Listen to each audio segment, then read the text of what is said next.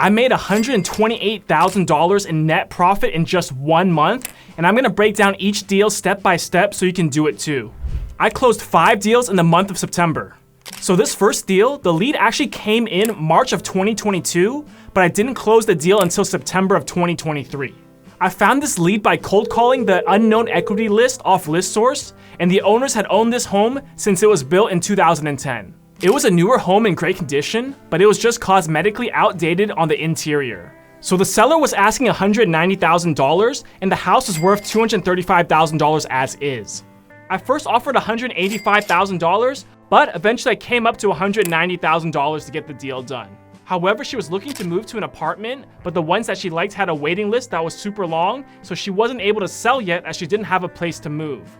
I was patient and I told her no worries, I'll just follow up every month, but each month it was still the same issue. She couldn't find a new place to move to and therefore couldn't sell her home yet. Eventually in August of 2023, she was finally ready to sell and had moved out, but now she was wanting more money for the property.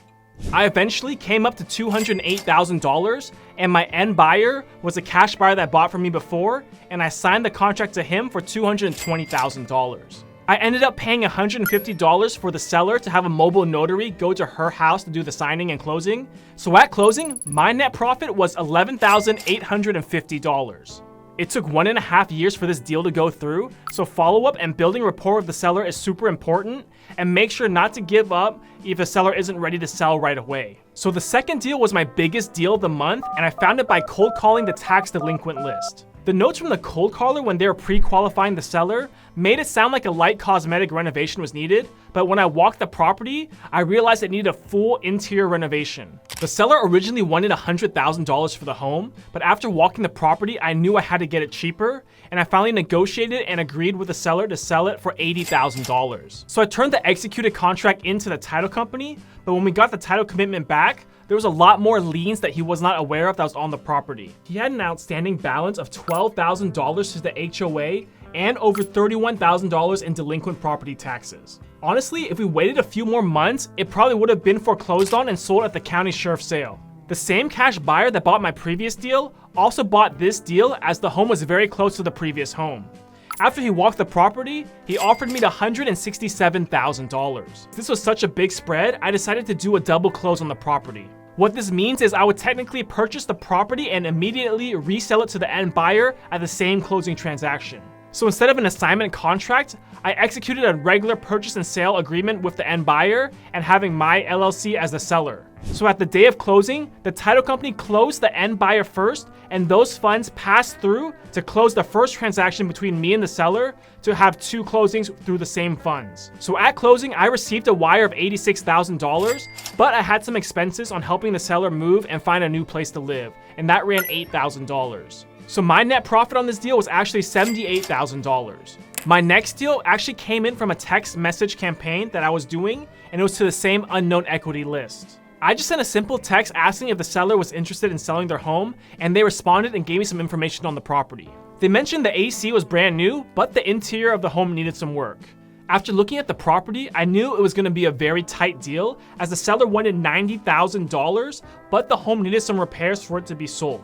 He agreed to take $80,000 to get the deal done. And since the spread was so small, I didn't want to flip it or buy the property or try a wholesale because a normal investor wouldn't have enough spread to make money.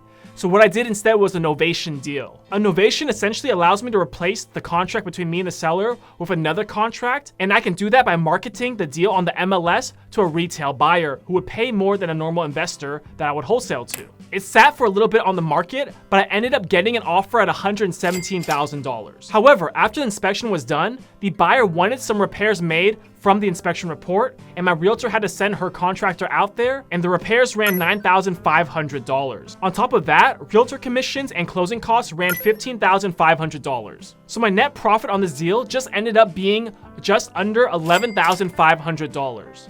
The fourth deal was actually from a seller that I wholesaled his property before, and he came back as he had another property that he wanted to sell. So I asked him what he wanted for the property, and he told me he wanted $190,000 firm. I walked the property and I knew the numbers would be tight, but I reached out to some of my VIP buyers, and I found an end buyer from someone that worked for New Western, and they were able to offer $195,000 for the home.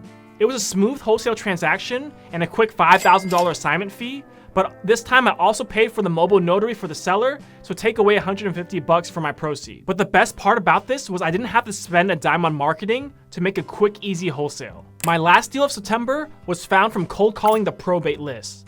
The seller actually lived very far away, but he knew that the interior of the property needed a full renovation. However, he didn't have an asking price, so I decided to set up a time to walk the property and crunch the numbers before making an offer. The property was actually in decent shape and just needed the junk cleaned out and a light cosmetic rehab, and the property would have been worth $250,000. I made an offer at $130,000, but the seller didn't really seem interested.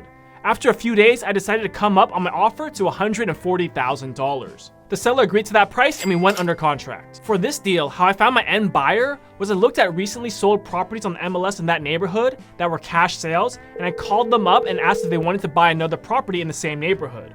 I knew that if a home needed work and is sold on a cash sale, it was most likely an investor bought that property. The end buyer walked the property and we agreed at a price of $175,000. I also paid for a mobile notary for the seller since he lived far away, and for the end buyer to make it convenient for him. So on this deal, I made $35,000 on my assignment fee minus $300 for the mobile notaries. So to recap, the profits from all the September deals was the first deal was $11,850. The second deal was $78,000. The third deal was $11,500. The fourth deal was just $4,850, and the fifth deal was $35,000. This comes out to a total of around $140,000. However, this is not my net profit. I still have business operating and marketing and data expenses. For the month of September, my expenses such as payroll, data, systems, marketing, all ran around $12,000. So my actual net profit was $128,000. If you got any value out of this video, please like the video and subscribe to the channel for more real estate advice.